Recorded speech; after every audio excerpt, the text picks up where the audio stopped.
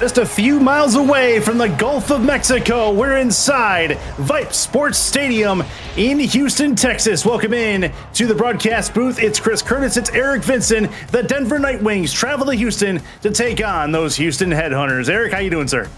I'm good, sir. How about you doing? Fantastic. We got a couple of teams that are, well, Houston in the bottom of a very, very strong South Division. Denver at a 2-1 record, vastly improved from a couple seasons ago and even last season. Two teams that are looking to make a statement about what their intentions are for this season 23. Yeah, and you mentioned it. Houston in a very competitive South Division. They're going to have to keep pace with Fort Worth and Mexico City, along with others. Meanwhile, Denver, as you mentioned as well, much improved from a season ago. Both these teams looking to score points. They're looking to score points heavily. We're going to have to see which one of these guys come out on top.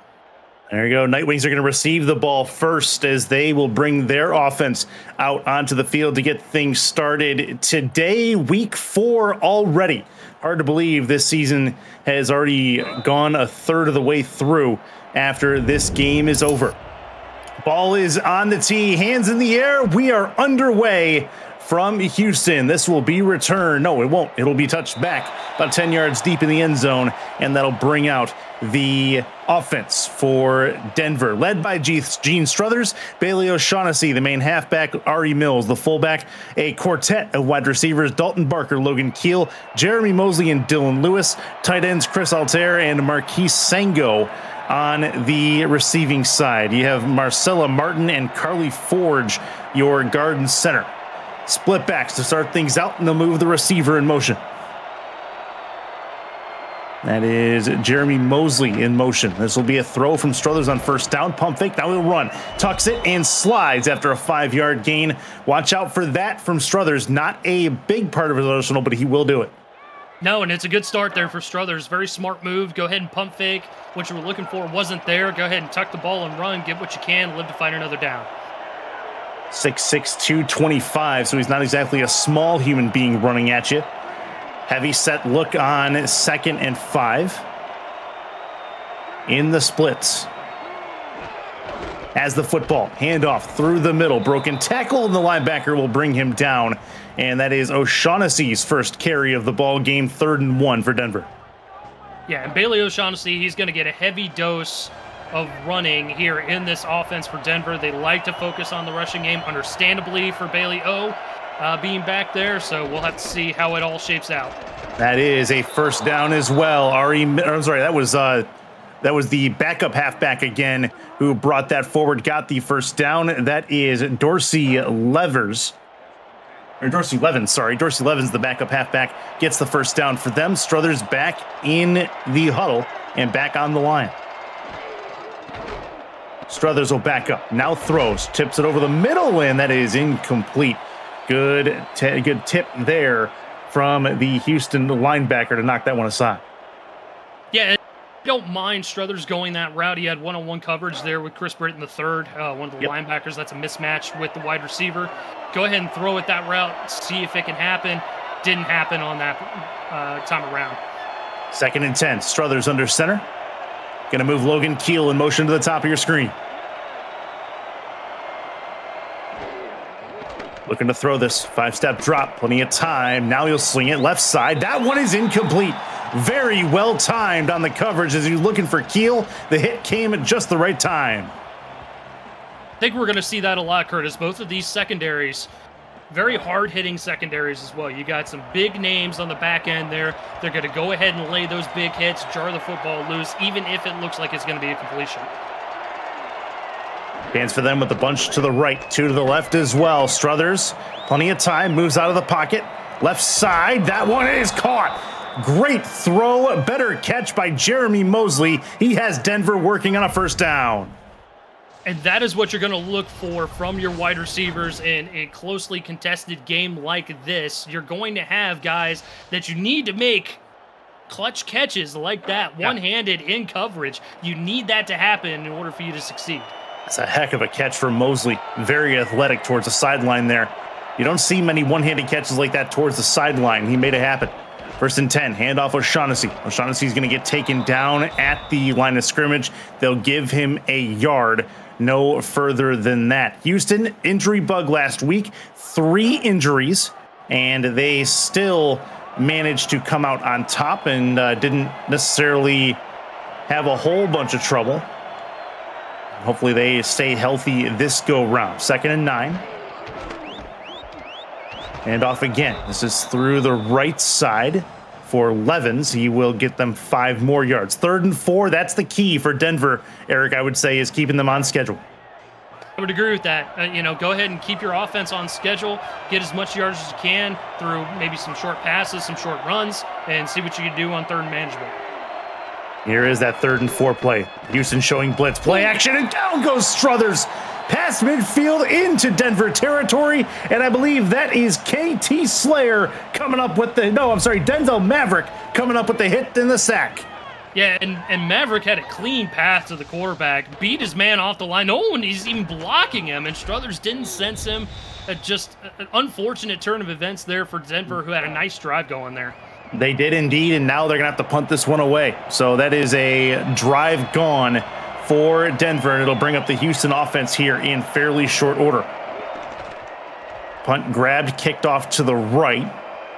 And this should land at about the 18-yard line, returned from there to the 22, and that will bring up Houston's offense as Israel Adams handles the return duties. O.J. Bruin, Josh Slapp, quarterback, halfback, Shepard Vicari in the backup halfback, a triplet of wide receivers, Israel Adams, Mike St. Green, and the Hall of Famer DR Sim, Randy Pierce, Daisy Peace, and Tiberius Bovine, the 3 tight ends, and 2 tackles, Connie Cook, Barry Simeon, and 2 guards, Brennan Ryan and Sarah Bergens for the Houston offense. Ball at the 22. Hand off to Josh Slapp, and it is 2nd and 8 after only 2 yards given up there. Yeah, and I think we're seeing the recipe for both of these defenses so far. Go ahead and focus on the run, force both of these quarterbacks to throw into these talented secondaries, and see if you can get some turnovers.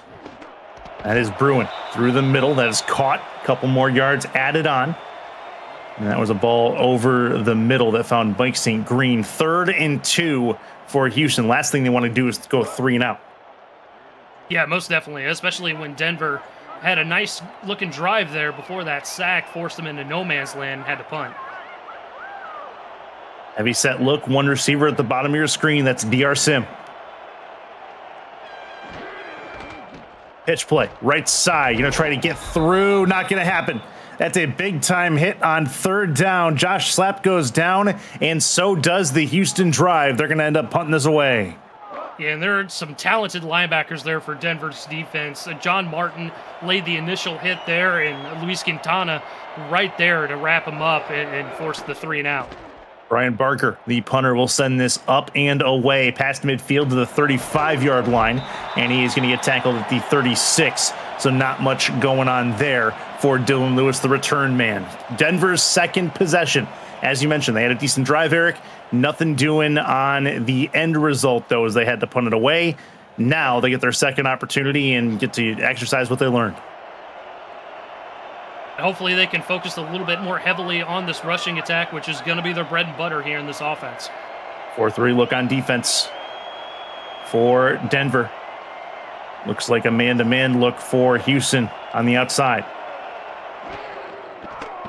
It is Struthers, time in the pocket, throws right side. That one's caught, and a great hit. Brings down Logan Keel before he even hits the ground, but a great job by Keel with the Velcro hands, bringing that ball down and securing it. Yeah, and that was John Barnhart playing the lumber there on the backside, and we touched on it already. This is going to be a hard-hitting contest, especially those corners and secondaries on the back end for both of these defenses. I mentioned the talented linebackers for Denver as well, so we're in for a fun one here this evening.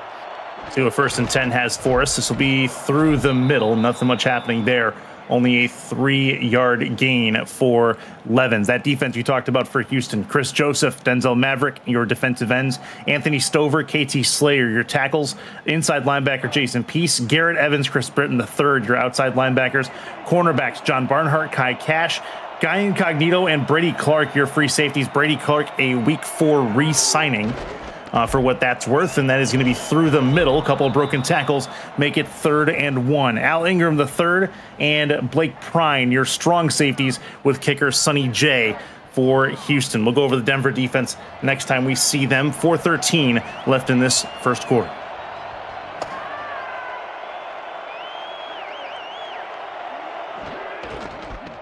And that's through the middle. Levins can't get there. No gain on it, and that is going to be a decision coming for Denver. Do they punt this? Do they go for it? I want to go aggressive here, but it looks like they're going to punt it away. Yeah, I'm with you, Curtis. I would go ahead and keep the offense out on the field. Go ahead and see if you can get some early momentum, but they're electing to play the field position game.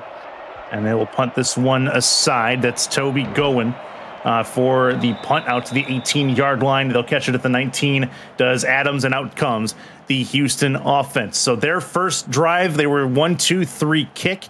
You're 3 and out on their first go. Their second possession is right now.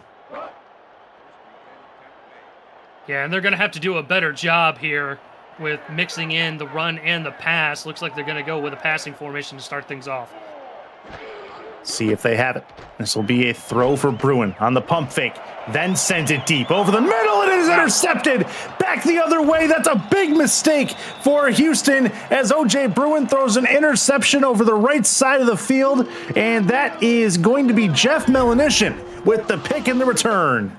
And Melanishin was looking like the old school videos of Terrell Owens out there, just with the jug machine, just, no, I got this, no problem. You know, acting like a one-handed pick is absolutely nothing. He's very talented safety, been in the league for a long time, 9 seasons, his second here in Denver, and that'll set up the Night Wings with prime field position here. Yeah, he's been in the league a long, long time.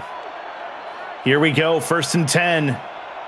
For Denver, they're well into Houston territory. First down run is going to be through the middle. Not much to it for O'Shaughnessy. It'll be at least a 3-yard gain. And again, you're seeing Houston's defensive game plan out there on the field for sure. They're focusing heavily on that run. They don't want Bailey O to beat them on some of those typical runs that we see him. So they're wanting to force Struthers into passing situations, and they feel they can beat him in the passing game. 2nd and 7.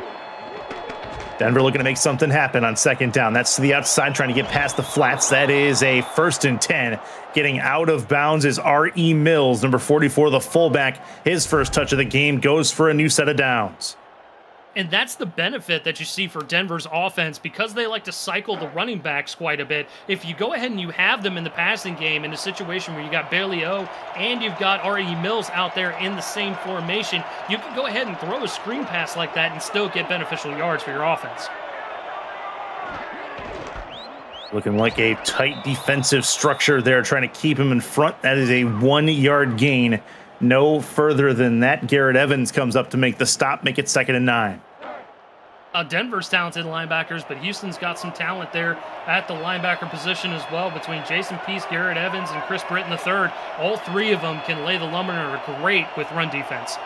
Split backs. That is Mosley moving to the top of your screen. Struthers backs up, 5-step. Moves out of the pocket, pressure, now throws, end zone, incomplete. That was close. Not quite able to bring that one in, but that was very much close to a 6-point catch for the Night Wings. And again, on the backside, you're going to see the safeties that are playing to lay that hit. It's going to be that type of game here, Curtis. You know, you got Guy Incognito back there, Blake Prine. Those are 2 of the big ones. Even Brady Clark, who comes back to this team, big hitters from the safety position. Now it's Chris Altair on the target there, 5 wide for Struthers. Looking to throw this, throwing incomplete again. Hit the receiver in the hands and was not able to bring it in. That was real close. 4th and 9, and Denver will kick a field goal.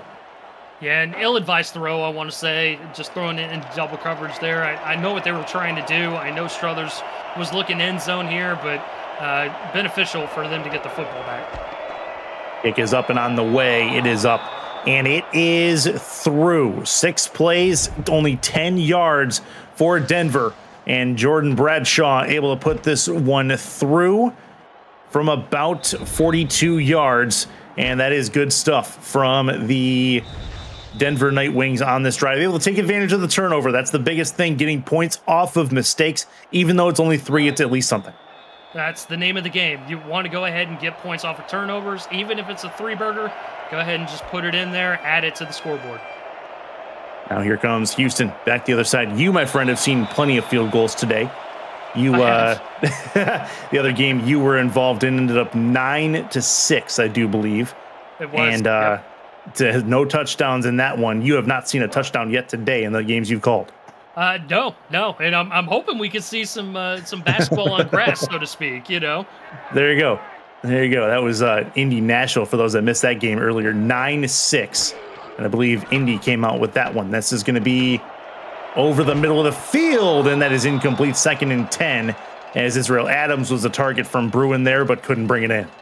And early on, Curtis, it's looking very much like that Nashville Indy match that we had. You know, there was a lot of throwing where both of these teams. I mean, Johnny Pickler is one of the premier quarterbacks in our league. He is going to want to fire that rock as many times as he possibly can, and that Nashville defense was having none of it. Yeah, that was a very, very good defensive game to watch. It was a lot of fun. I enjoyed that one. There's going to be a run to the right, broken tackle, couple of them. That is Josh Slapp, who has a first down off to the right sideline, and Houston has a new set, their first down of the game. And that's a lot of what we didn't see in that first game, were broken tackles from the running backs. And Josh Slapp is one of those experts at the running back position. He will go ahead and break tackles along initial contact and will go ahead and get those extra yards. And Houston definitely needs that in games like this. Houston trying to find something here, 5 wide. This is a very defensive look. Lots of defensive backs for Denver. Plenty of time over the middle. That one's caught. Hit as the ball got there. DR Sim. That is why he's a Hall of Famer. Velcro hands brings it down. And you know what? All else fails, just throw it to the Hall of Famer. He's got to be out there somewhere. Throw it to him. You know? And honestly, truly, again, he ran a great route, because of course he did. But, you know, I understand O.J. Bruin taking his time. As you mentioned, very defensive look there. Lots of extra defensive backs on the field. Let the route develop. That was a better throw, I think, from O.J. Bruin than anything else.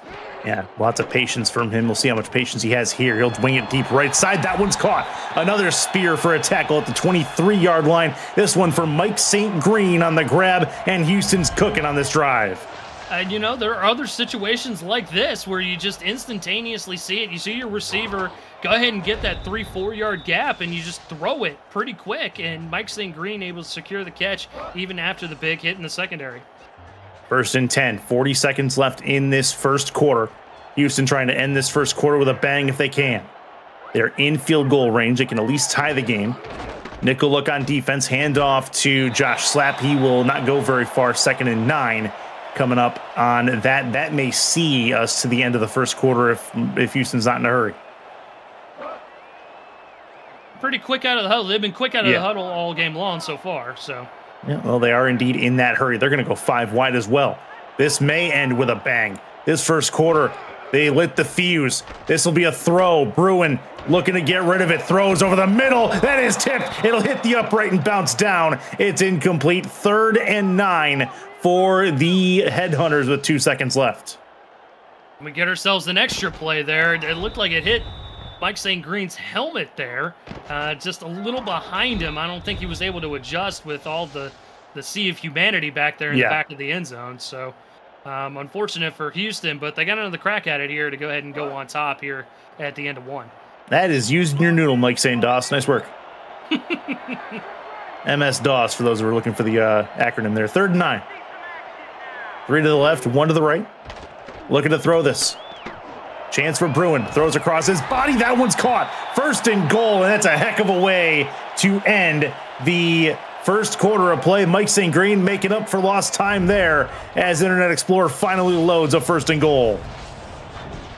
I love all the old school references you're throwing at me, Curtis, but no, Bruin it was that pass far sideline. I guarantee you, Cameron Irvine, who's producing in our truck, is on the floor right now. 3-0 Denver at the end of the first. This is the SFL on YouTube.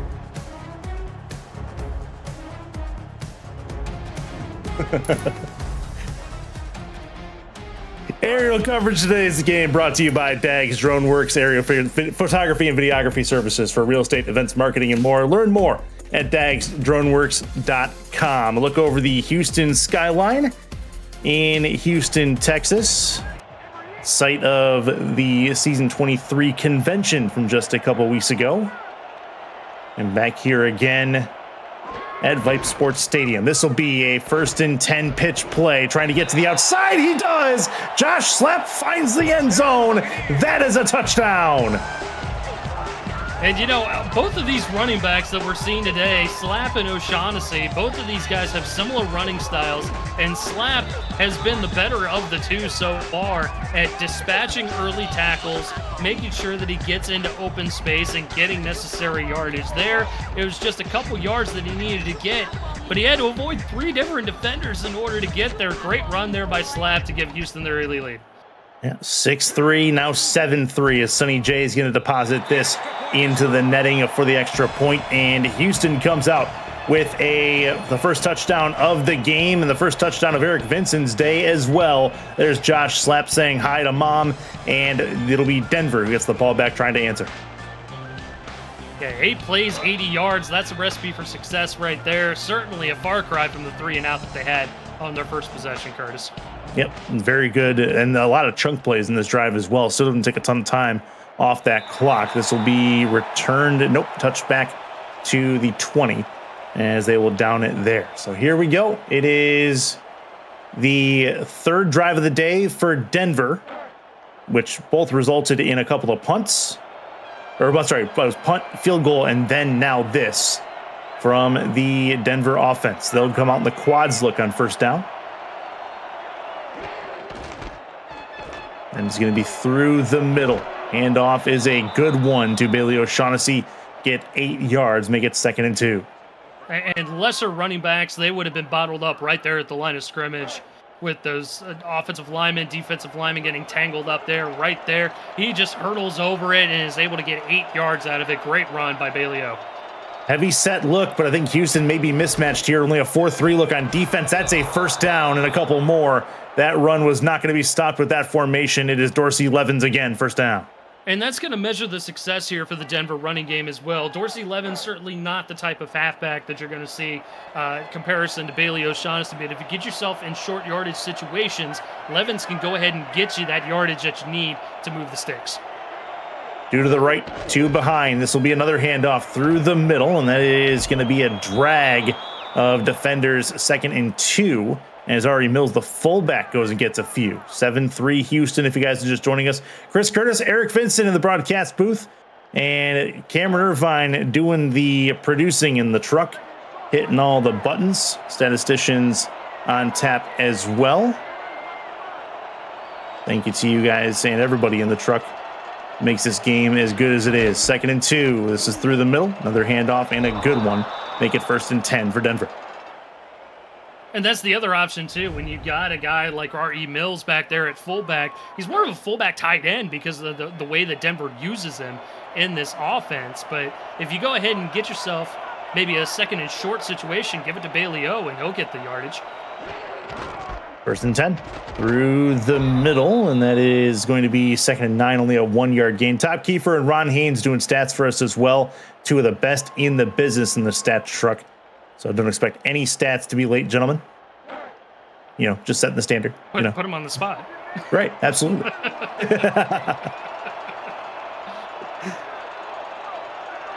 2 to the right, 2 behind. This will be a run through the middle for O'Shaughnessy, and he'll get a couple. Make it a 3rd and 6. So Denver's done a nice job of making him at least 3rd and mediums if they do have to hit 3rd down. So they've been good in that respect. 2 for 5 so far. This is their 6th 3rd down attempt. Yeah, and Houston's been great in the run game so far. Like I said, they've been aiming to bottle up the run game here for Denver. Got to get it to the 44.5-yard line for the first. That is going to be incomplete. That was Brady Clark on the other side who made that stop. Got the pass deflection, and not going to happen for Denver. They will punt it away again. And Struthers, you know, while he's been in the league for 4 seasons at this point, he's not quite at the level of some of the elite quarterbacks here in this league. So that's where Houston's looking to capitalize off of ill-advised throws like that. Kick is up and gone. Hang time's pretty good, down to the 11-yard line. Return from there and give Houston back the ball at the 12. So a good job on the kick. Puts them fairly close to the shadow of their own end zone. 1st and 10 for the Headhunters there. It'll be huge for the Denver defense here. If they can go ahead and get a stop that's close to the Houston end zone here, they can go ahead and capitalize off a great field position, almost as if it's a turnover. That is through the middle. Nice run forward for Josh Slapp. Gets a few. 2nd and 6. And that's been the kind of the calling card, Eric, for Houston's offense tonight. You give Josh Slapp at least one run every set of downs, see what he can do with it, and put the ball in Bruin's hands for the rest of it. Yep, and that's what Denver's offense is going to be, conversely, with Bailey O'Shaughnessy.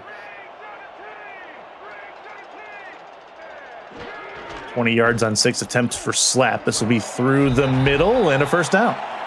That'll work. That is Shepard Vicarian on the run. His first of the game gets them a 1st down and more, and a new set for Houston. And that's the difference between these two offenses, that Houston has 2 running backs that they can go to in a pinch, and Denver only with the 1. Maybe Ari Mills is the 2nd. They do use Ari Mills in that 2nd spot quite a bit. And that's a 2-yard gain through the middle. Not much to it. 2nd and 8. Yeah, and early on, both these teams, it's been a quick going second quarter of action here, 1.5 quarters that we've gone through, and both these teams very heavily focusing on the run defense. 5 wide, 2nd and 8 for Houston. This will be Bruin. Backing up, 5-step drop, plenty of time, wings it deep over the right side, and that is incomplete. Over through DR Sim, and it is 3rd and long coming up. And again, you're starting to see that game plan kind of take shape here for the defense, for the Denver defense. OJ Bruin is not going to beat these guys as far as the linebackers and the safeties are concerned. At least that's what Denver's betting on. This Denver team, 5th-ranked defense in the league, only giving up 13 points a game through their 3 games so far. This will be a run for Bruin. He's going to get close, but not going to get... No, they're going to give it to him.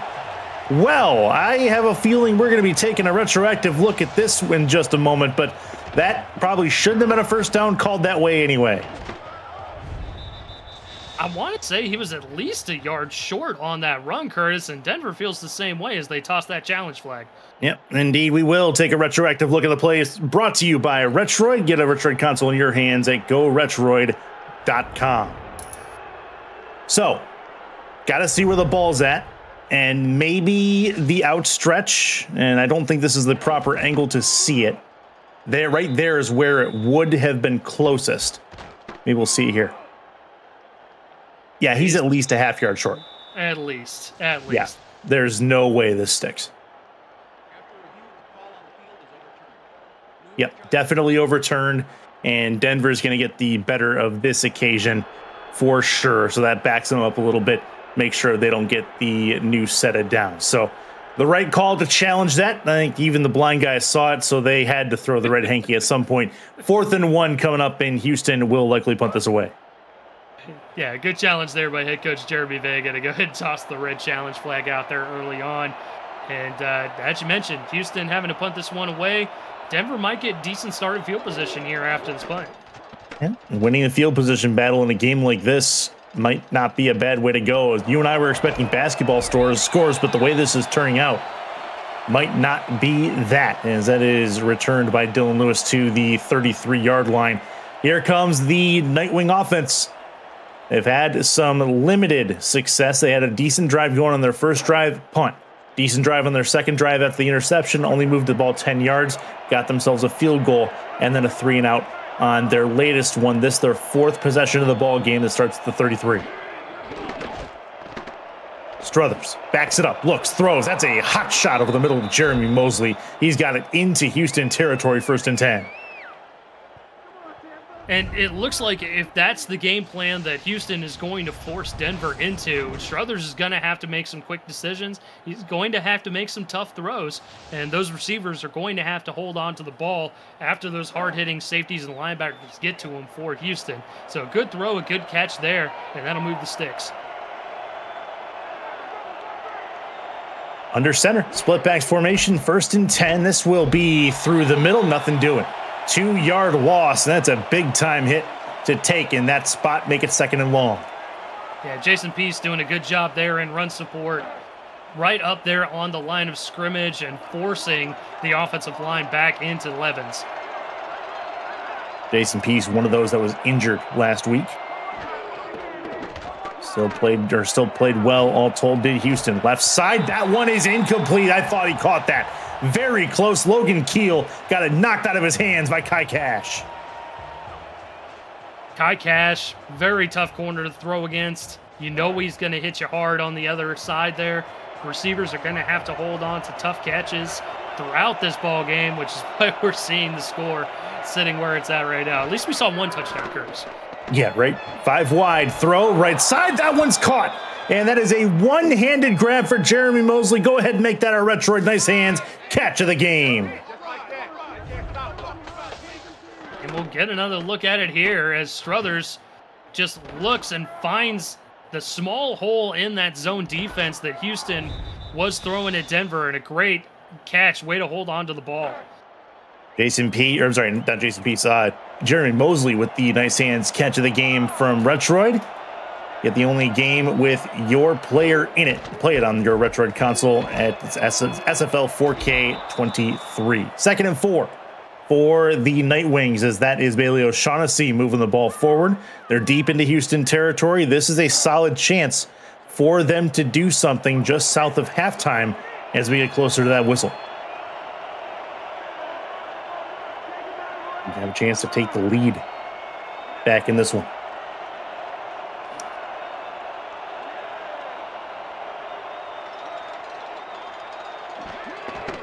Chris Altair in motion. This will be a handoff and going forward, but not very far, is going to be Dorsey Levens. Make it 3rd and 4 on the 1-yard loss.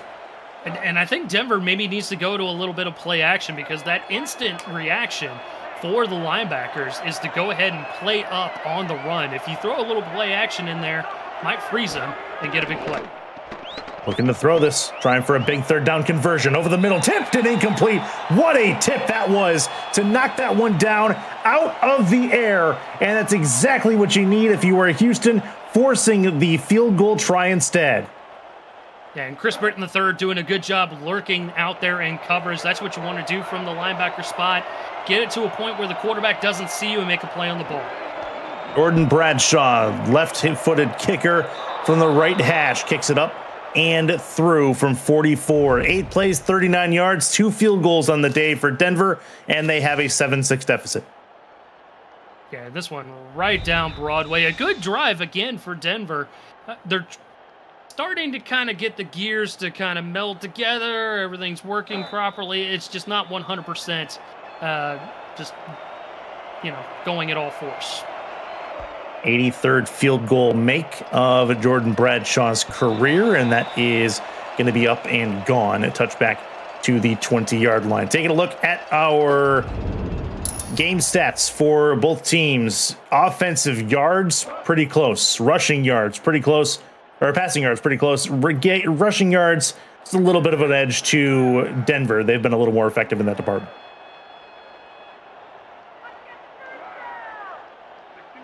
Chance for Bovine, who's moving into motion from one side of the formation to the other.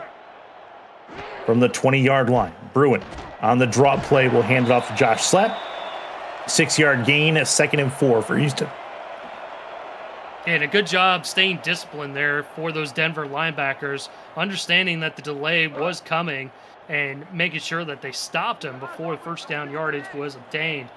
It's still 6 yards, so a good run there for the offense to start things off. Yeah, good discipline there for the Denver defense. This will be a pitch play right side. And it is a nice stiff arm as well. Down the right side and toward the sideline. Very good work for the backup, coming through 1st and 10 for Houston. And that's why Houston brought in a guy like Vicarian coming over from Jacksonville as they folded their franchise in the offseason. He's a good runner. Both of them in the backfield for Jacksonville a season ago. It was one of those things where you were just waiting for them to finally hit their peak. And we've seen flashes from both Vicarian and Sean Sanders, who is now over in Nashville. But a great run there by Vicarian, good stiff arm, and able to extend the play there for the Headhunters. Go ahead and say it. A Duval County veteran. Oh, yes, sir. Duval. 4 to the left, 1 to the right. This will be a throw from Bruin, tipped and incomplete. Going back to the duo at halfback for Houston. They kind of have like a salt and vinegar kind of way to go. We'll talk about that more in a second. 2-minute warning in Houston. It is a 7-6 ball game in the Lone Star State. Shepard Vicarian, 6'2", 224. He's kind of the meat and potatoes of this duo with Josh Slapp. 6 foot, 210. A little bit smaller, a little bit lankier, a little bit more agile with his frame, and they work pretty well together. Toss play left side. That is a big-time broken tackle to stop them from getting a loss on it. 3rd and 7 as Josh Slapp will go down. Yeah, and that's a good point, Curtis. Josh Slapp is more like the old school Warren Murray days when he was back here with Houston. Very shifty back, can go ahead and make the initial defender miss. Vicarian is very violent with his running. Bruin backs it up, 7-step drop, left side and caught. What a bomb to Israel Adams at the 13-yard line, and the Headhunters are in the red zone. It's a great job by Bruin in the pocket, letting the play develop, trying to find a receiver downfield. Adams doing a nice job gaining separation in that zone defense and finding an opportunity for Bruin to get him the football. And here we are in the SFL red zone, Curtis. Minute 10 to go in this first half. Houston trying to put some separation between them and Denver through the middle. Josh Slapp again. He's going to slap his way down 8 yards, 2nd and 2, and it will be a timeout for Houston. And that gives you the option here. Once you get yourself inside of the red zone, you have all 3 timeouts at your disposal. You can go ahead and run the football with a back like Slapp, who is known to be very shifty, will avoid initial contact. And then if you stack them in the field of play, call those timeouts. 2 to the left, I formation coming up here for Houston. Bruin backs it up, throws right side, tip, and incomplete toward the sideline. That was dangerous, but it came out in the wash, nothing doing. Yeah, a bit of a forced throw there. Usually you want to go for the tight end in the flat in that type of formation there where you're close to the goal line, trying to get that short play, that drag route, that cross or something like that. Unfortunately for Houston, it was covered 3 times full. And it was Daisy Peace on the target. She could not bring it in. Bruin, quick throw. Throws short, couldn't get to the end zone, but they take another timeout. They have a few inches to pay her. And again, it benefits you to have a Hall of Fame wide receiver in your offense, right? Go ahead and throw it in the middle of the field. You know he's going to catch it. It'll give you at least the needed yardage to advance the sticks and give you a fresh set of downs. 2 to the left, 2 behind. O.J. Bruin looking to throw this for the touchdown. Gets it to Josh Slapp, who walks it in. That's a touchdown for Houston. They take a 7-point lead, maybe 8. We talked about it a couple plays ago, Curtis. This is the benefit of calling a pass play like that when you're that close to the goal line. The defense is going to be honing in on the run, especially when you got a back like Slapp. You're used to running the football. You call yourself a little swing pass like that where Slapp just sneaks out of the backfield. Easy touchdown play there for the Houston Headhunters. That gets them up to 7 points. Going to be 8 as long as Sonny J is able to deposit this in the netting, and he does. So 14-6, Houston on top of Denver. 9 plays, 80 yards, couple minutes off of the clock. Denver has all 3 timeouts. Remember, actually, they have 3, and so they very well have some time to possibly do something here. This ball will be about 10 yards deep in the end zone and taken back to knees there by Dylan Lewis. To the 20-yard line we go. And this is going to be a good gauge, I think, for the Denver offense here. You know, Houston focusing heavily on the run game, forcing Struthers to pass. Go ahead and run the 2-minute offense, which is very pass heavy to start with. See what Struthers can do and see if maybe you can pick out some things that you can adjust for the second half. This will be a run instead, and that is right at the line of scrimmage. Nothing doing for Bailey O'Shaughnessy as Jason Peace was there to take him down. Or then again, maybe they're just content going into the half and operating with an 8-point disadvantage. Who knows? Well, Denver did receive the kick to start the first half, so they will have to kick it away to Houston at the start of the second half. And pressure coming left side. That was about as quick as an RPO for Struthers, who had to get that ball out of there. He took a major lick in the backfield. Yeah, and again, when you've got a defense that's focusing heavily on the run, you certainly don't want to call these pass plays that are these short 2-3 step drops. You want to give your quarterback time to go ahead and set his feet and deliver a clean ball. First, 3rd and 10. 5 wide, 3 bunches to the left, 2 on the right. They're going to overload the left side. Now it's a severe zone defense, looks like, for Houston. They may have a hard time accounting for everybody on the left side of this formation. 3rd and 10. Struthers to throw. Plenty of time. Now throws over the middle of the field, and it is caught. Crossing pattern using a bit of a levels concept, and Denver will take a timeout. And honestly, I think he maybe threw it to the wrong guy because Dalton Barker was free, and he had tons of running room there, crossing over through the middle of the field over to the far sideline. Might have gotten it to Barker and gotten yourself maybe 6 points at that point. Another nickel zone defense looks like from the Headhunters. 2 to the left, 1 to the right. Throwing this quickly, tipped and incomplete over the first down marker. It goes, and no big deal there. Chris Britton, the third on the pass deflect. Yeah, those short passing attempts are going to be difficult, I think, for the Denver offense as we get deeper into this ball game. Might want to adjust away from that as you hit the halftime. Yeah, this is where they just go conservative. This will be a run forward, I do believe. Heavy set look. They'll move the receiver in motion. Houston's moved the defense up to the line as well. 6 on the play clock. This will be a run. Left side. Tried to spin out of it. Not going to work. That's 2 more yards. 9 seconds left. No timeouts being called. That is going to get us to the halftime locker room. 2 seconds, 1, and that's it. So, a 15-6 ball game in favor of, 14-6 in favor of the favor of the Houston Headhunters over the Denver Night Wings. Easy for me to say. Eric Vincent, save me. What do you think about halftime? It was a hard-fought first half. It really was. And I honestly, I think it's more defensive of a contest than really the scoreboard dictates.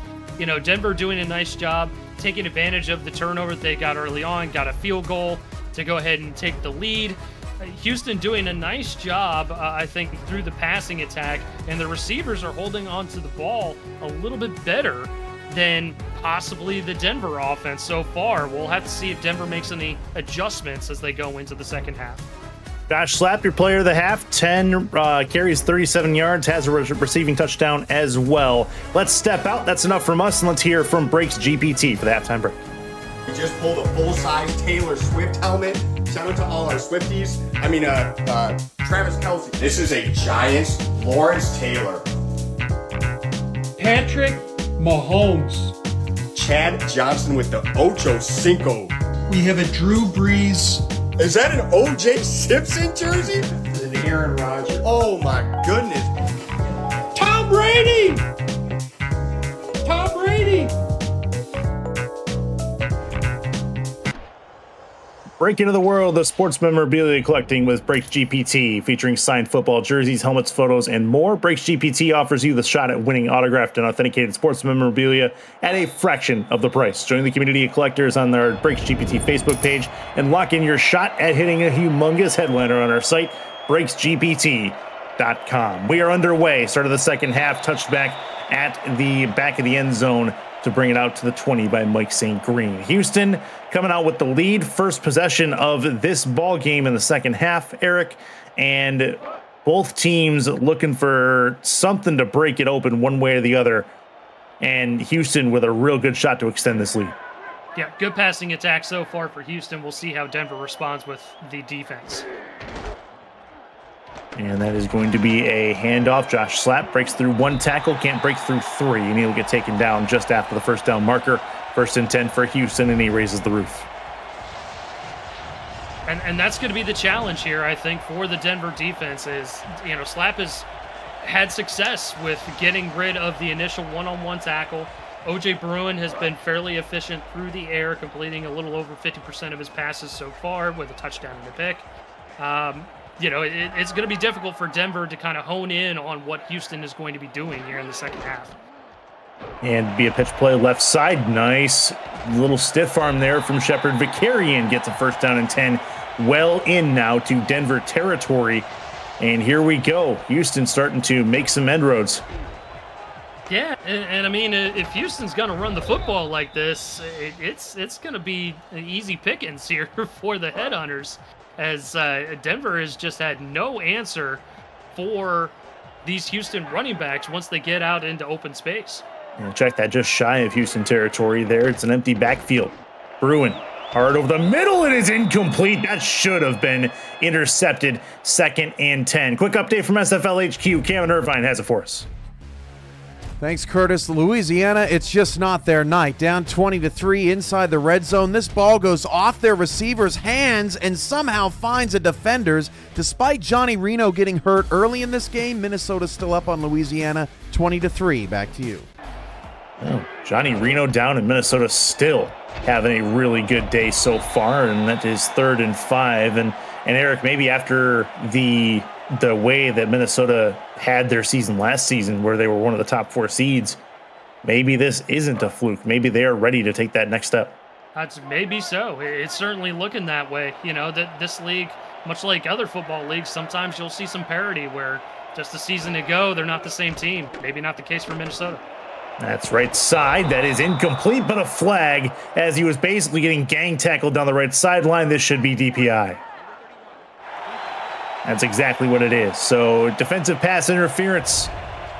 That is not ideal for Denver. They give Houston real good yardage and real good field position. 1st down at the 26-yard line. I don't necessarily agree with that one, Curtis, either. It's a little bit of hand fighting, I think, along that sideline. I don't know if that warrants the flag at all. It looks like the corner turned around and made a play on the ball. I'm not sure I throw the flag in that scenario. I think maybe that was a flag thrown for what happened before the ball was thrown more than anything. This is going to be a throw over the middle, and 2nd and 7, as that's a 3-yard play to DR Sim, regardless of what the result was. Maybe that, and maybe the righteousness of it, maybe that's what it was. Jeff Militian, your spotlight. 4 tackles on the day, 1 interception as well. He would love nothing more than to get one down here. Bruin throws, and that one's caught at the 10, the 5, and now the 2-yard line to the 1. Mike St. Green, very close, but can't get it in. Yeah, and a touchdown-saving tackle there from Lucas DeVore to keep St. Green out of the end zone. I'm not sure what the defensive play call was. Maybe a little bit of a zone scheme focusing on the flats more so than the backside, but DeVore doing a good job of making sure that MSG didn't hit pay dirt on that easy throw and catch. 1st and 10. 1st and goal, sorry. Chance for Houston to go up 15. This will be through the right side. Big time hit and a big time drop. Josh Slapp hits the turf. 2nd and goal. And Slapp, you know, he was feeling himself a little bit with that dive towards the end zone, and Gerald Cumbus was like, no sir. Not going to happen on this occasion. 7 and 20 left in this 3rd quarter of play. Houston trying to pile it on a little bit. Pitch play left side. That's what they wanted. That is a touchdown. Josh Slapp got a 2nd opportunity and made it count. 1 rushing, 1 receiving. 2 touchdowns for Slapp today. And it is so difficult to defend that off-tackle run here when it is deep in the red zone. And you're going to see it here. I mean, Slapp is just too tough of a runner to go ahead and defend quickly. Melanishin had a shot at him, but it was right at the goal line. And I don't think he had any shot of keeping Slapp out of the end zone. That'll work. 7 and 14 left, and the Headhunters going up by a couple of scores. This was one of the games that I had circled going into this week as one that could really be exciting. And so far, Denver has not lived up to their side of the bargain. Houston's been all over.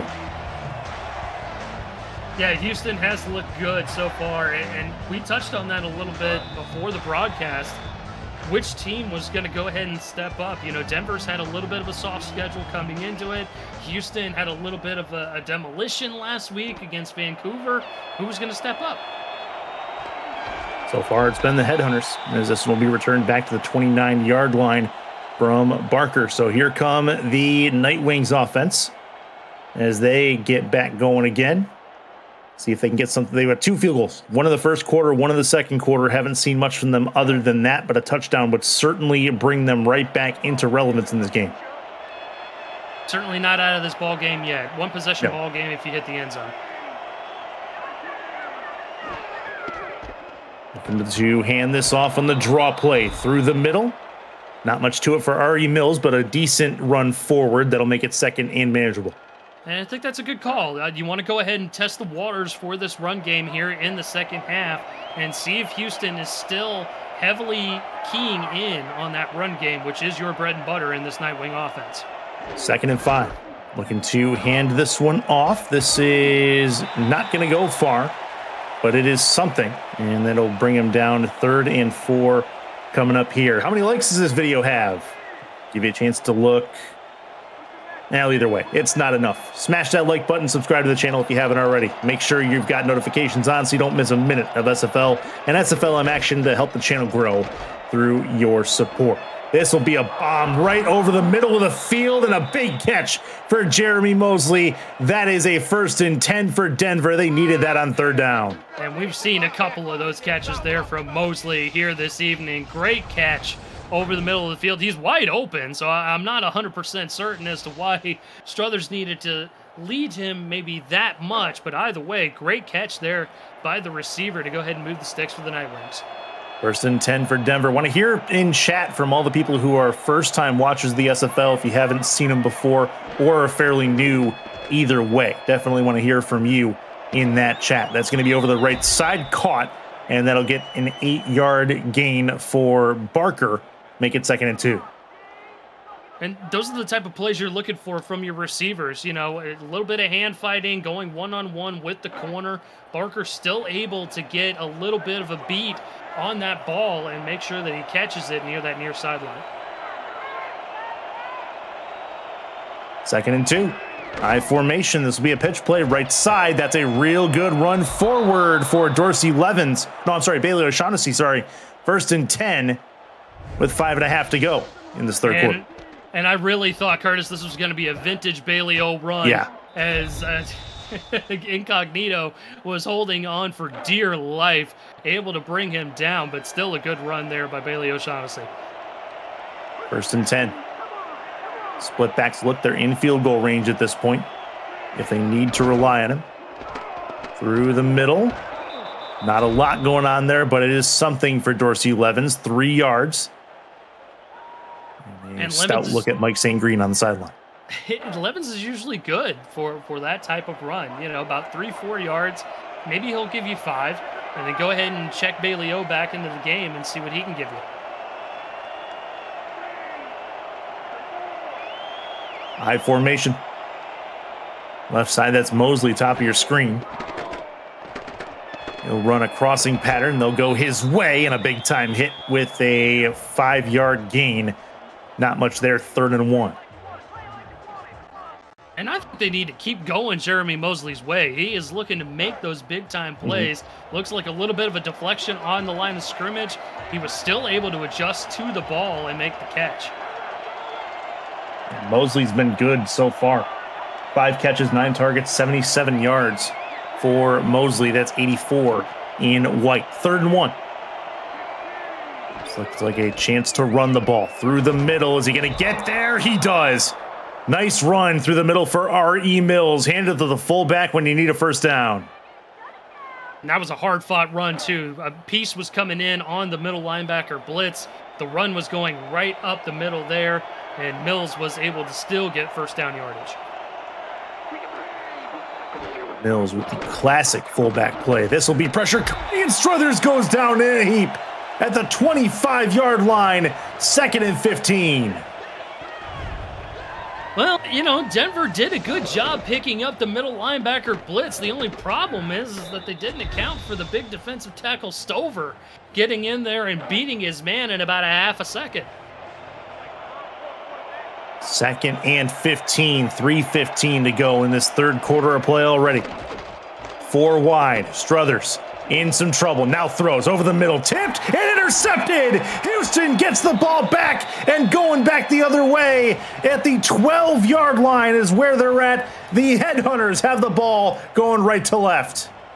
And you were wondering when a type of play like this was going to come up. Struthers has just been a little bit unsettled in that pocket pretty much all game long, and sure enough, he tries to force one into coverage. Incognito was just sitting back there waiting patiently. Beneficial for him, he was able to tip it up and get his hands on it. Guy Incognito, as you mentioned, is the one who made the interception happen. That's good stuff from the Headhunters safety at their own 12-yard line. 2 to the right, 1 to the left. O.J. Bruin going to try to put this game away if they can. This will be a broken tackle. Josh Slapp not going very far. Make it 2nd and 8. First interception for Incognito on the season. He's certainly happy about that. He's getting a little coaching along the sideline. 4th career interception for him in his young SFL career. So doing a good job there for the Headhunters in that secondary. He's still shooting 25% as far as pick sixes, though. He's got 1 on the career. This will be a draw play through the middle. That's Shepard Vicarian getting pretty good yardage on that 1st and 10 for Houston as they try to burn some clock.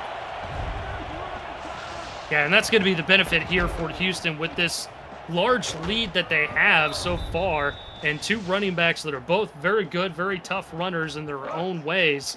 But they could go ahead and chew some clock here and keep things going the way that they want.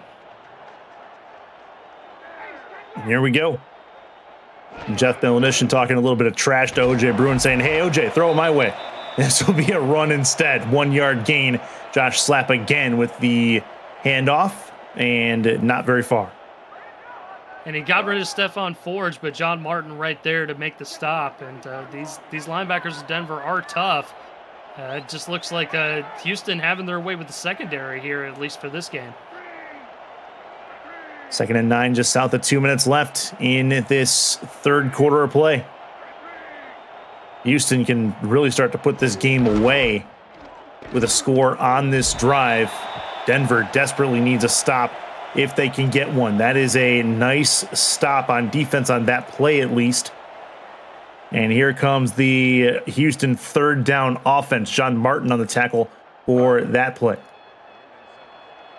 Forge and Martin doing a good job there in run support, forcing 3rd and 7 and 4 wide look. 4 wide look. Houston 4 for 6 on 4th downs in this football game. 3rd and 7, none bigger than this one. Bruin backs it up, looks to throw it over the middle. That is caught. One-handed grab. Moves the chains. It's the Hall of Famer, DR Sim. Once again, Curtis, it just pays to have a Hall of Famer on your roster. You know, the man can just make any kind of catch anywhere over the field. He runs right there in the middle. He doesn't care if he's going to get hit. He goes ahead and sticks his big mid out there, clutches the ball, makes a big play for his Headhunters team.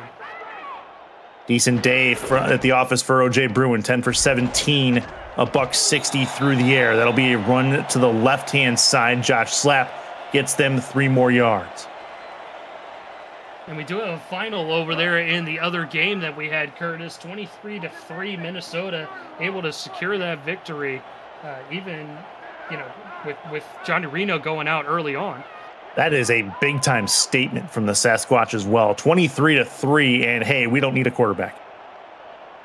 That's a wild statement from Minnesota. That'll be a handoff. Shepard Vicarian going to get a couple of yards, make it 3rd and 4. And that's what tells me that Minnesota's not going anywhere.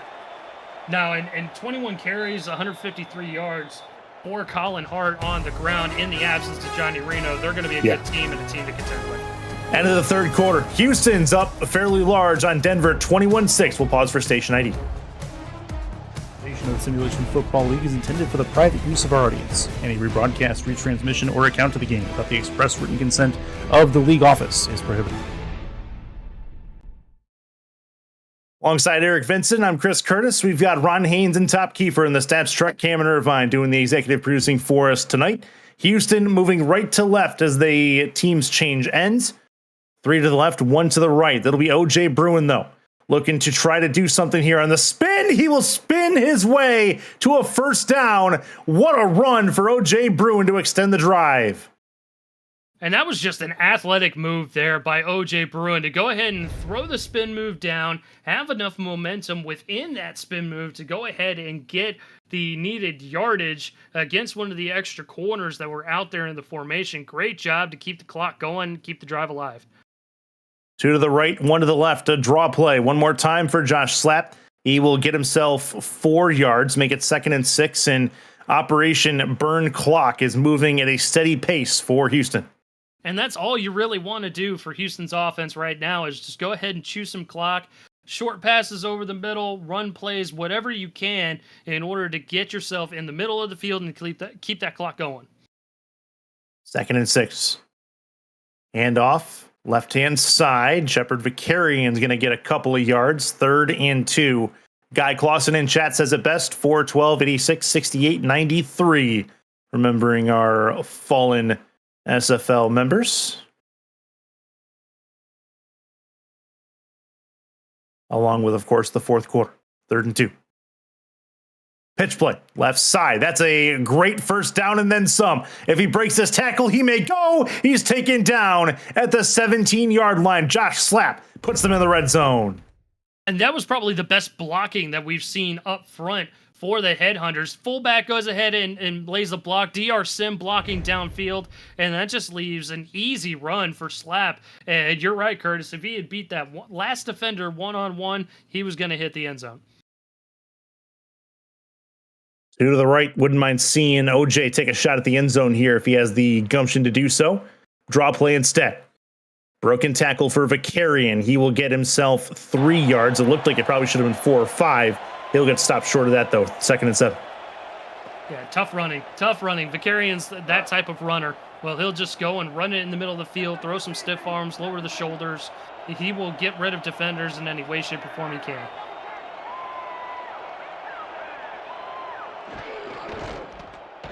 Left side, Slapp, broken through, gets the first down and goal. No, they're going to say 3rd and inch. What? They're probably going to take a second look at this. That was at least 1.5 yards past the first down marker, or so I thought. Yeah, I don't blame Houston for not throwing the challenge flag, but I agree with you, Curtis. I think that was a bad spot regardless. Yeah, that was real rough spot. This will be through the middle. They get the first down anyway, down to the 3. So I guess no harm, no foul. Shepard Vicarian makes it happen.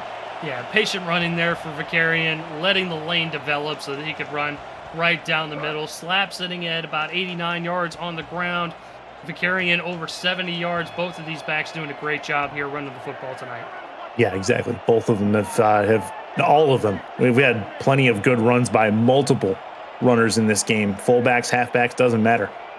They'll spread the tight end out to the right. This will be another handoff. Blocking is there. End zone is there. And Josh Slapp has his 3rd touchdown of the game. And we talked about it, Curtis, both of these teams keying in on the rushing attack defensively, which one was going to come out on top. Very clearly, Houston has done a better job defensively covering the run, and conversely, the Denver defense has not done enough to stop the dual-headed monster that is Slapp and Vicarian. Well, that is going to, it may not put this game completely away, but it's certainly going to warm up the fat lady, so to speak, as this will be up and through. 28-6 with 66 and 54 left in this 4th quarter. 15 plays, 89 yards. That was a blood-sucking drive for Houston. 6 minutes off the clock as well. Yeah. Like that is a game changer right there. And we talked about it when they got the football. You know, they had the ability off of that turnover to go ahead and just run their offense. They don't have to rush the football down the field, and sure enough, that's exactly what they did. Returnable. About 2 yards deep in the end zone. Going to get it out to the 20, 25, and taken down at the 26-yard line. Week 4 continues tomorrow at 6:30 p.m. Eastern in Phoenix, where 2 unbeatens meet. Arizona and Mexico City, plus Albuquerque, Baltimore, Carolina, Los Angeles, and Chicago, Pittsburgh. It's another doubleheader SFL Sunday night here on SFL U2. That Arizona Mexico City game, man, that has a lot of anticipation leading up into it. It should be a lot of fun. That is going to be a fun one. 1st and 10. Play action. Struthers, right side. That one's caught. Found his target, Logan Keel, on the outside of the hash marks. 1st and 10 for Denver. And I touched on it, Curtis, maybe a little too late at this point, but go play action when Houston is keying in on your rushing attack, Yeah. and sure enough, they fire off play action play, able to get a fairly easy completion for a 1st down straight away. 6.5 left in this 4th quarter. Denver's got to get yardage and points fairly quickly. This will be a run forward for O'Shaughnessy. Jason Peace comes up with the hit, 2nd and 9. And again, great job by this Houston defense. They've been all over the field. Linebackers have done great. Peace and Evans have combined for at least 15 tackles. Just absolutely incredible job. Looks like they're going to send the blitz on this one too. Yeah, sending some extra help, it looks like. They'll move the running back out into the flats, or into the slot anyway. That's Dorsey Levens. Handoff anyway through the middle. Make it 3rd and 1. That's Ari Mills who came up with the run there. Nice work, and that'll make it manageable. And instead, they kind of disguised the blitz a little bit, left the linebackers to kind of lurk, and Peace was able to get the tackle after Mills rumbled forward. And Denver's going to challenge the spot of the ball here, Curtis. I'm not sure what they're challenging, though. All right. Well, we're going to take a retroactive look regardless. Brought to you by Retroid. Get a Retroid console in your hands today at GoRetroid.com. Spot of the ball is the name of the game. We'll see where they put this. I think they're trying to challenge to say he got a 1st down, which, I mean, that is clearly not a 1st down. I mean, I don't mind the Hail Mary, so to speak, as far as the challenge goes, but that one's a little much. It's overturned, so maybe... Okay, so they didn't give him the 1st down, but they did get them closer, it looks like, to... Yeah, they gave him a yard. Okay, so not a 1st down. Interesting. Okay. Fine. Sure.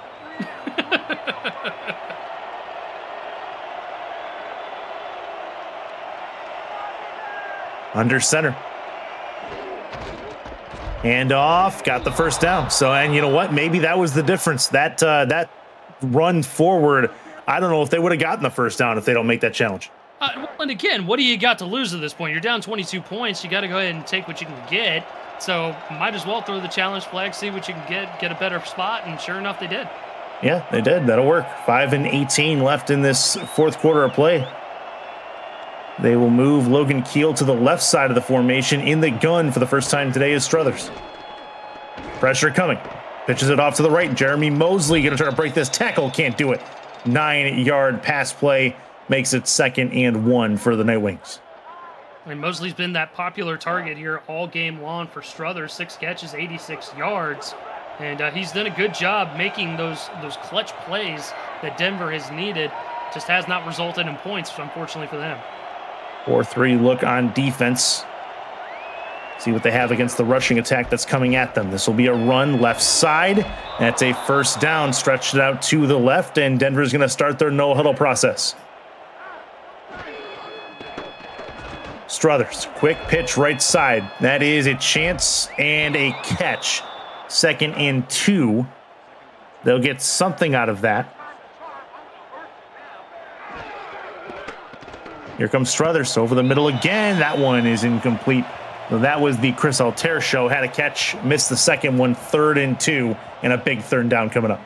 Yeah, a little low for Altair to come up with that one, I think, and just couldn't quite reel that one in. But nice job. Go ahead and run the no huddle.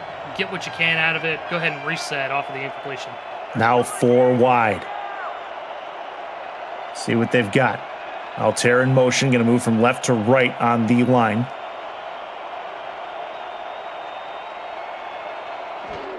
Struthers has the football, backs it up, 5-step drop, puts it over the middle. That one's caught. He had to look it into his hands before he could move, but he got the first down. And here comes the no-huddle machine once more. 1st and 10. Left side, incomplete, but a flag.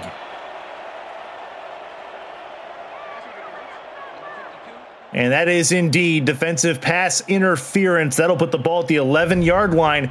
Denver is going to try to make a run at this. I don't know how probable it is, but they'll try anyway. Yeah, and you kind of anticipated that was going to happen with so many different defenders that were in that general area that Struthers was throwing. So good on him to just throw it in that general direction and hope and pray that the flag was going to be thrown. 1st and 10.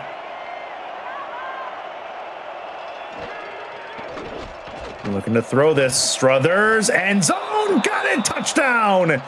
Logan Keel finds the end zone and gets Denver back within 2 scores. And he needs just one more to hit the big number 70 for his career. What a good career that he's had.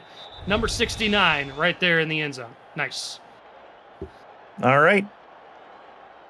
So here comes the extra point. This is a big extra point. Get it back to a 15-point deficit. See what they've got. Kick is up and on the way. It is up and it is through. So no real big issue there for Jordan Bradshaw. 28-13. No onside kick as of yet. They'll kick it deep. See what Houston... No, they are going to onside kick this. Okay, fair enough. That changed real quick. And it's easily taken care of. Return to the 35-yard line. And McGee gets the credit for grabbing it. And Denver in some trouble in their own territory. Yeah, they are definitely in some trouble. I thought this could have been returned for a touchdown, Curtis. Just with the way that the hands team was laid out, how the kickoff return team was laid out. Beneficial for Denver that they kept points off the board on that one. Yeah, let's see what happens. 3:54 left. You and I have seen weirder things, but the probability is not there for Denver to be able to do something about this. See if they can prove us wrong. That's a run forward. Not very much to it. Surprised they're running at this point. Well, I guess, no, it wouldn't be surprised for them that they're running at this point. 2-yard gain. Nah, and that's the bonus for Denver at this point. You can go ahead and key in on the run. You know what's going to happen. They're looking for short passes, runs, keep the clock going. So go ahead and make the stop. See if you can get the football back and see if you can make this a ball game. Still 2 possessions. For those looking, that was Randy Pierce who had the handoff there. Tight end in the backfield. 2nd and 8.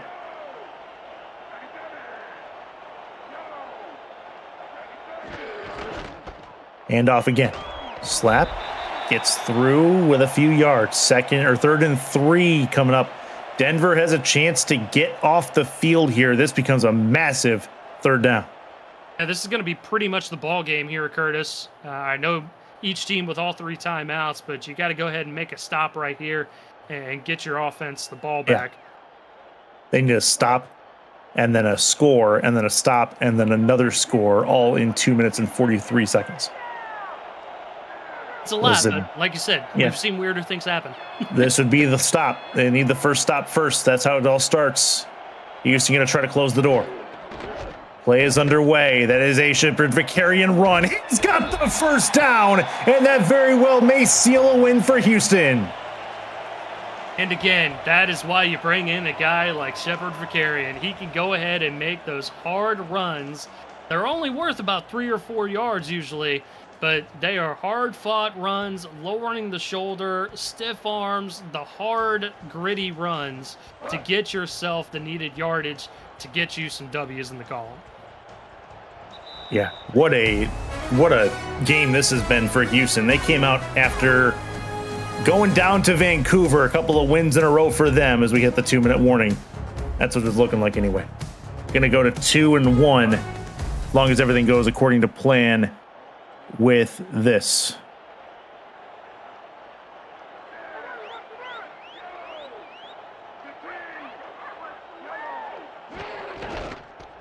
Handoff. Josh Slap. 1 yard gain. Nothing much going on. Timeout taken.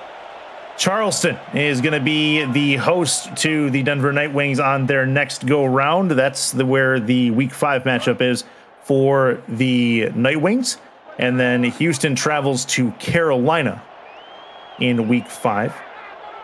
Always entertaining when Houston and Carolina get together. Through the middle, through the right side even, and that is a stop pretty simply as Denver will take their second timeout. And I know your Carolina Skyhawks are looking forward to seeing these headhunters. Yep, we are looking forward to getting the bad taste of the Fort Worth game out of our mouth, I can tell you that. I don't know. I thought that was a fun game. I'm sure you did.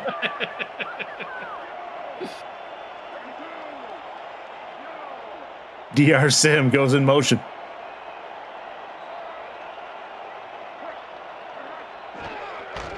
Hand off again. No surprise there. Slap through the middle. Will roll over a defender.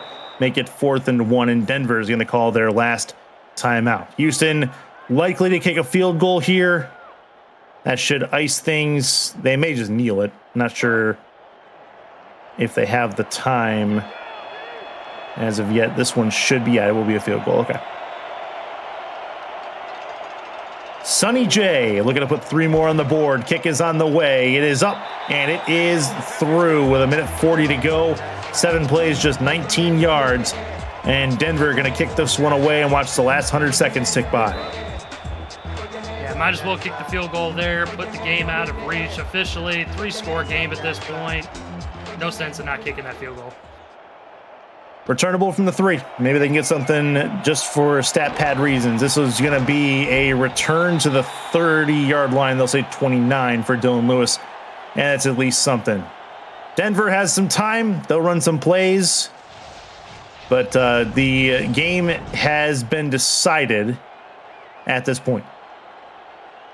And the difference in the game was the running game. You know, Houston just did a better job at running the ball today than Denver. You know, when Bailey O'Shaughnessy only averages about 3.5 yards a carry, that's not a recipe for success in this Denver offense. Yeah, him getting consistent first downs is usually how the Night Wings are able to keep their balance, so to speak. 1st and 10. With 1:35 to go. That's the rushing yard totals right there. I mean, Josh Slapp and Shepard Vicarian had a heck of a day. Bailey O'Shaughnessy, Ari Mills, and Dorsey Levens, not necessarily. Ari Mills did all right with the carries that he got, but, I mean, Bailey O, that's who's going to give you those big-time plays, and they just weren't here tonight against this Houston defense. 1.5 to go. It's an empty backfield. Denver trying to get something going. They need to start with a 1st down. And that is not going to happen. Dropped pass there as Logan Keel up to hit him in the hands. And that'll stop the clock.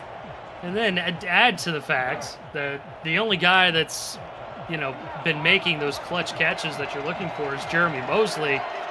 When you got all that talent in the wide receiver room, it makes it difficult to get a W against a tough Houston team. Yeah, Houston playing very well this early in the season, keeping competitive in a very hostile South Division. This is up and away. Mexico City playing tomorrow against Arizona in arguably the game of the week. 2 undefeateds. It's hard to believe that one of those teams has to lose that game. That's unbelievable. And Fort Worth being on a bye, so that certainly sets up some drama in the South. Yep, early season drama, no doubt. This will be a throw. Got rid of it. That one is incomplete. Dylan Lewis had a chance at it.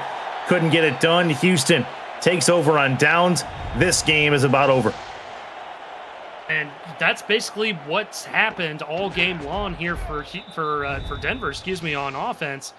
You're not getting the big plays from Bailey O. Houston doing a nice job in the run defense category here this evening. And then on the back end, your receivers are just not making those tough catches against a tough Houston secondary.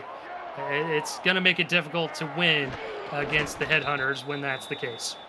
And the kneel down will they'll have to do one more of those, it looks like, to finish things off, but that will put us towards the streamlined end of this game. 31-13 is how it will end. Houston drops a 31 on Denver, who had only given up 13 points a game to this point in the season. They were the 5th ranked all defense coming in based on points. And Houston also puts themselves in a positive point differential for the first time this season as well. Denver some things to work on going forward. You know, we touched on it. They had a little bit of a soft schedule coming into this. Probably their first real test, I'd say, up until this point. And, you know, sometimes you fail a test. It doesn't mean that you can't rebound from it and learn. Lots of football left this season. No doubt we're only a third of the way through season 23. So there's plenty of time to get things done, but Houston on the other side getting their second win. This was a big one to get after laying an egg against Vancouver, and I dare say that's probably what that was. They come through and get a better performance out of their team against Pittsburgh.